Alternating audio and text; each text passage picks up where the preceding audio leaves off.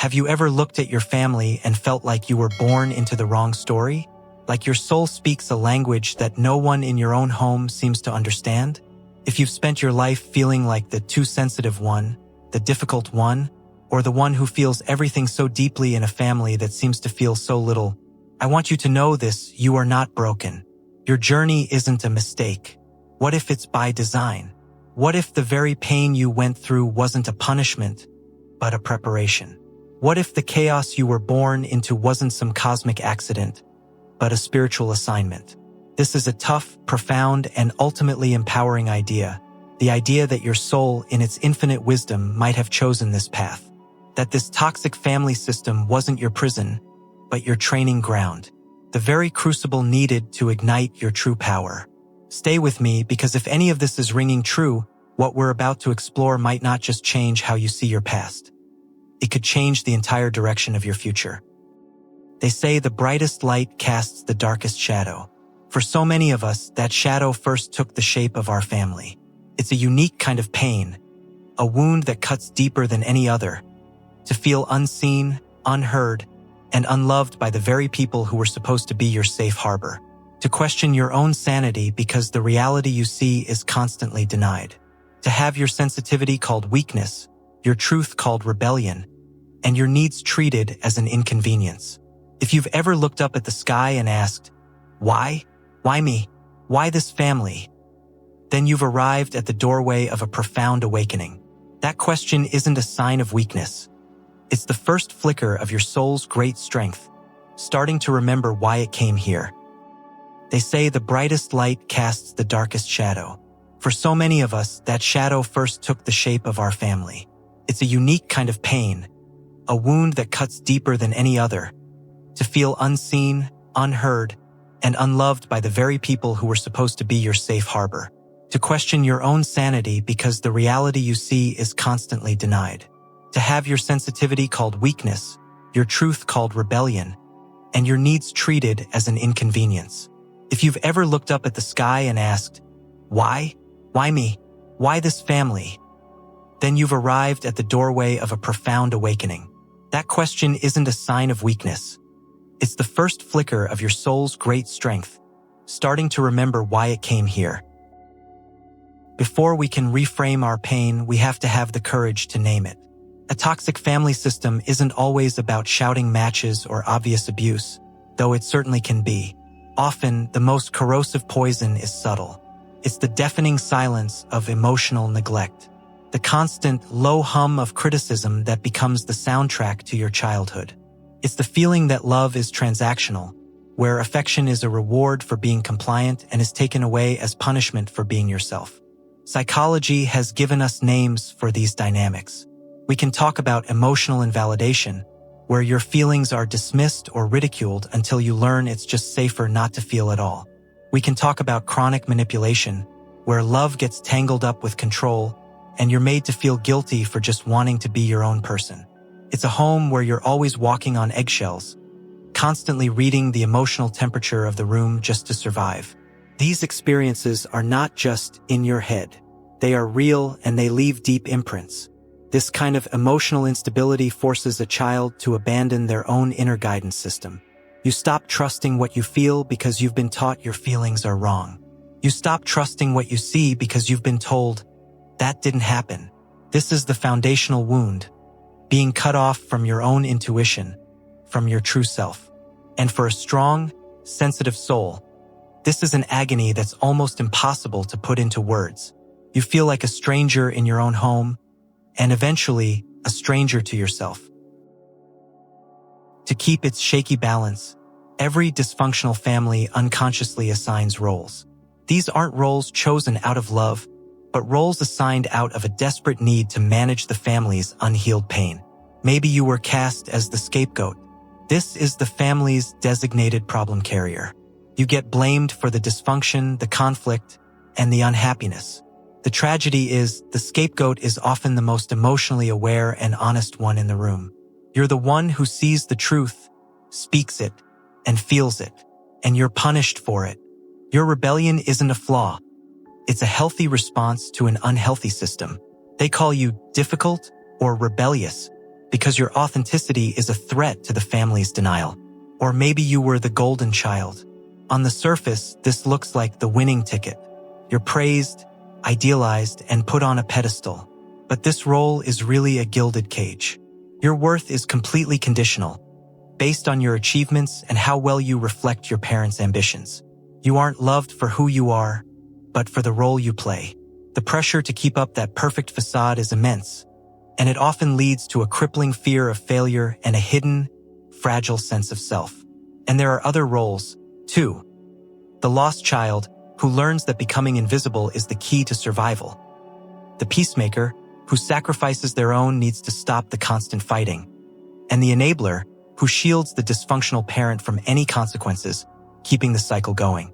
These roles all serve one purpose: to distract from the real issues in the family.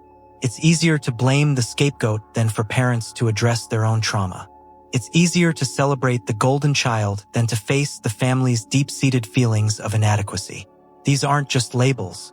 They are psychological prisons that can shape how we see ourselves and the world for years to come. To keep its shaky balance, every dysfunctional family unconsciously assigns roles. These aren't roles chosen out of love, but roles assigned out of a desperate need to manage the family's unhealed pain. Maybe you were cast as the scapegoat.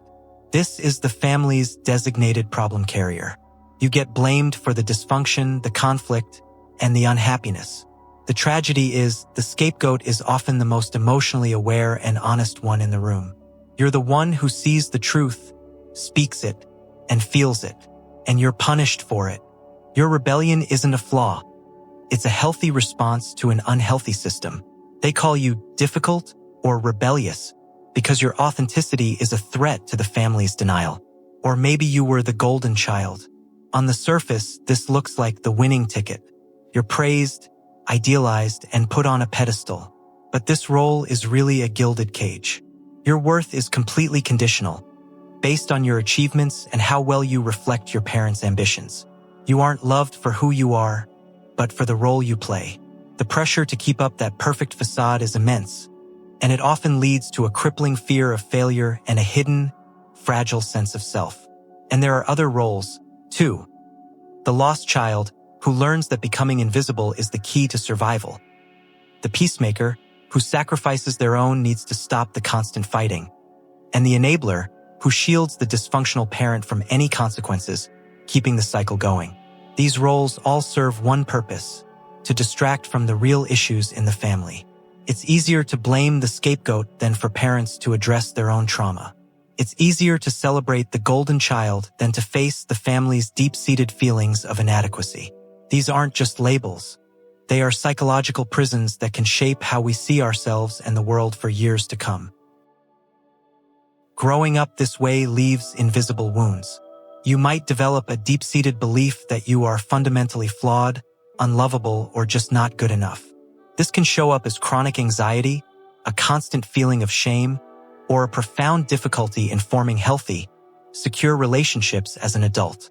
You might even find yourself drawn to the same dynamics you grew up with, choosing partners who are critical or emotionally unavailable, simply because it feels familiar.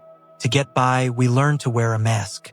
The psychiatrist Carl Jung called this the persona, the face we show the world to be accepted and to protect ourselves from more hurt. We become the high achiever, the people pleaser, the tough one who doesn't need anyone. We hide the parts of ourselves that our family rejected.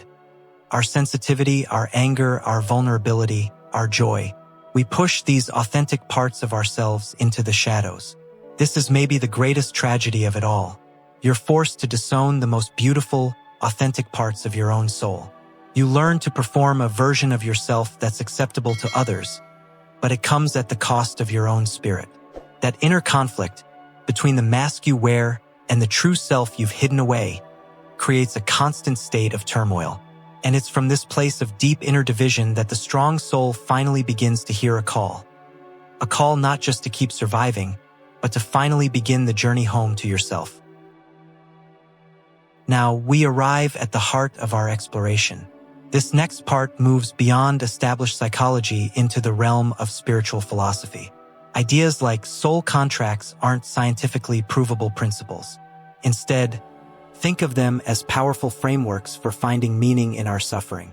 They offer a lens through which our deepest wounds can be seen not as proof that we're worthless, but as evidence of our strength and purpose. There's a profound spiritual belief that our souls, before coming to earth, make agreements. These are sometimes called soul contracts. According to this perspective, we choose the major circumstances of our lives, including our families, not for an easy ride, but for the specific lessons and growth our soul is seeking. From this viewpoint, being born into a toxic family isn't a random misfortune or a karmic punishment. It's a deliberate, courageous choice made by a strong soul. Your soul didn't miscalculate. It knew how hard the assignment would be and chose it anyway, because it knew that this specific set of challenges held the exact pressure needed to unlock its greatest potential. This wasn't your damnation. It was your initiation. If we allow ourselves to try on this perspective, the question shifts from, why did this happen to me? To why might my soul have chosen this for my growth? The answers, from a spiritual lens, are layered and profound. Reason 1. To ignite your latent power. Diamonds are formed under immense pressure. Steel is forged in fire. In the same way, a soul's true strength is often only revealed through intense adversity. A life of ease doesn't build resilience. It doesn't teach you compassion. It doesn't force you to dig deep and find the unshakable core of who you are. Your toxic family was the pressure. They were the fire. The constant invalidation forced you to find your own internal source of validation. The emotional chaos forced you to become a master at finding your own inner peace. Your soul may have chosen this environment because it knew you had the capacity not just to survive it, but to use it as fuel, to transform the lead of your pain into the gold of wisdom. Reason 2. To be the healer of your lineage. There's a concept in many spiritual traditions that suggests in each generation, one person is born who feels the family's ancestral trauma most acutely. This person is often the most sensitive and empathetic, the one who carries the energetic and emotional wounds passed down from ancestors who couldn't heal them. This isn't a curse. It's a sacred trust. The psychiatrist Carl Jung touched on a related psychological idea when he wrote, "Nothing has a stronger influence psychologically on their children than the unlived life of the parent. Those unlived lives and unhealed wounds don't just vanish. They're passed down as unconscious patterns and beliefs." From a spiritual perspective, your soul, in its love for your lineage, may have volunteered for the role of the cycle breaker. You're the one who came here with the strength and awareness needed to finally face the shadow, heal the wound, and stop the pain from being passed to future generations. You are the one who came to say, "This trauma ends with me." Reason 3. To undergo the journey of individuation.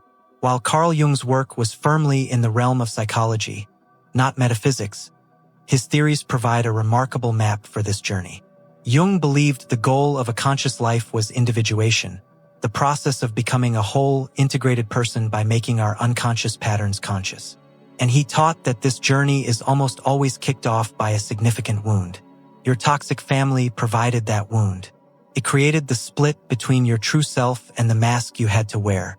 It filled your personal shadow with all the qualities you were forced to hide. Your assignment, from this psychological viewpoint, is to take the hero's journey of reclaiming those lost parts of yourself. This is the essence of shadow work, to turn and face the parts of you that were exiled. Your anger, your sensitivity, your power, and welcome them back. Through this process, you don't just heal, you become whole. You become an individuated person, no longer defined by your family's dysfunction but by your own sovereign, integrated self. For your entire life, you may have been labeled the black sheep, the outsider, the one who just doesn't fit. From this new perspective, we can see that label for what it truly is, a badge of honor.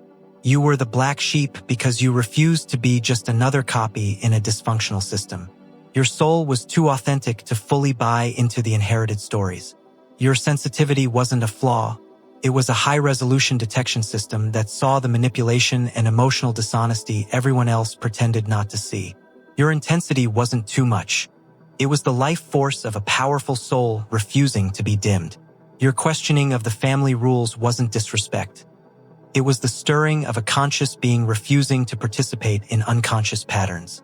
The black sheep is often the catalyst for change, the one whose very presence challenges the unhealthy status quo. The loneliness you felt wasn't a sign that something was wrong with you, but the necessary side effect of being awake in a family that was determined to stay asleep. You were never the problem. You were the pattern breaker. Understanding the why behind your pain is liberating, but insight alone isn't enough. The final act of this journey is the conscious work of healing. This is how you take these ideas and make them real in your life. The instinct is to run from the pain, to just get over it. But real healing asks for the opposite. It asks that we turn and face the very things we've spent a lifetime running from. This is the practical side of shadow work.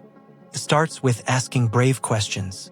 What parts of myself did I have to hide to be accepted in my family? Was it my anger? Was I taught that my anger was bad or unacceptable? Was it my joy? Was I told to be quiet or stop being so dramatic? Was it my sensitivity? Was I shamed for crying or feeling things so deeply? Was it my strength? Was I called bossy for having my own opinions? Shadow work is the process of consciously inviting these exiled parts back home. It means letting yourself feel the righteous anger over the injustice. It means grieving the love and safety you deserved but didn't get. It means giving yourself permission to be sensitive, powerful, vulnerable, your full, authentic self. This isn't about blaming your family forever. It's about taking responsibility for your own wholeness now. By integrating your shadow, you reclaim the vast stores of energy and power you had locked away. Within every adult who went through this lives a wounded inner child. This is the part of you that still holds the original pain and fear. Healing this inner child is one of the most powerful acts of self-love you can do. It's the process of becoming the parent to yourself that you always needed. Reparenting means learning to speak to yourself with the kindness and validation you were denied. When you feel scared, instead of criticizing yourself for being weak, you can say, "I know you're scared. I'm here with you. We are safe now." When you make a mistake, instead of beating yourself up, you can say, "It's okay. Everyone makes mistakes. This is how we learn." It means celebrating your own wins, no matter how small. It means making time to play, to be creative, to do things just for the joy of it, honoring the needs of your inner child that were so often ignored. This is a deep, transformative practice that slowly rewires your brain away from self-criticism and toward a foundation of unshakable self-worth. Boundaries are the real-world expression of your healing and self-respect. If you grew up without them, setting boundaries can feel terrifying, can feel selfish or mean. But boundaries aren't walls to keep people out. They are sacred fences to protect your inner peace. A boundary might be saying no without a long explanation. It might be limiting how much time you spend with certain family members. It could be refusing to participate in gossip or negative conversations. It might mean not answering a phone call when you just don't have the emotional energy. In some cases, it may even mean choosing to have no contact at all, for a while or even permanently. Remember, you are not responsible for how other people react to your boundaries. If they get angry or try to guilt trip you, that's just a confirmation that the boundary was necessary. Setting boundaries is you, as a sovereign adult, declaring that you will no longer tolerate disrespect or manipulation. It's the ultimate act of breaking the cycle. Finally, we arrive at the beautiful culmination of this journey. Stepping into the archetype of the wounded healer. This is another powerful concept from Jung, who believed that a healer's greatest strength often comes directly from their own deepest wounds. Because you have known profound pain, you have a profound capacity for compassion. Because you have navigated the darkness, you can guide others through it without fear. Your suffering was not for nothing. It was your education. It gave you a PhD in empathy and resilience. The very experiences that were meant to break you have become the source of your greatest gifts. You can recognize pain in others because you know it intimately. You can hold space for their grief without judgment because you have sat with your own. Your story is not a source of shame. It is medicine. Sharing your journey, whether with one friend, in a support group, or through your own creativity, can be the lifeline someone else is desperately looking for. You become living proof that it's possible to heal, that a toxic beginning doesn't have to dictate the ending. By transforming your own trauma, you become a beacon of hope for others, fulfilling that potential soul's assignment to turn personal pain into collective healing. The journey of healing from a toxic family is not a straight line. It's a spiral. There will be moments of incredible clarity and times of deep grief. Be patient with yourself. Be compassionate with yourself. You are unlearning decades of conditioning and bravely charting a new course. The core message to take with you is this: you weren't born into the wrong story. Your soul knew what it was doing. The chaos was a catalyst. The pain was a portal. The rejection was a redirection, forcing you back to the only source of love that can never be taken from you: the love you have for yourself. Your family may have given you your first wound, but you have given yourself your healing. You are the one your ancestors were waiting for. You are the alchemist who turned pain into power, wounds into wisdom, and a generational curse into a blessing. The cycle didn't just end with you.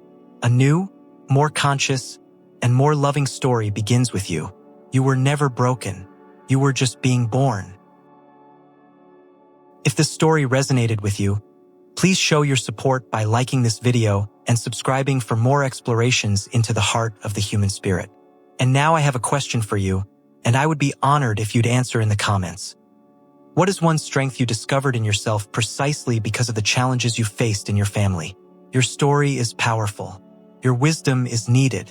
By sharing it, you might offer the spark of recognition that someone else needs to see today. Let's create a community of cycle breakers right here. Thank you for your courage.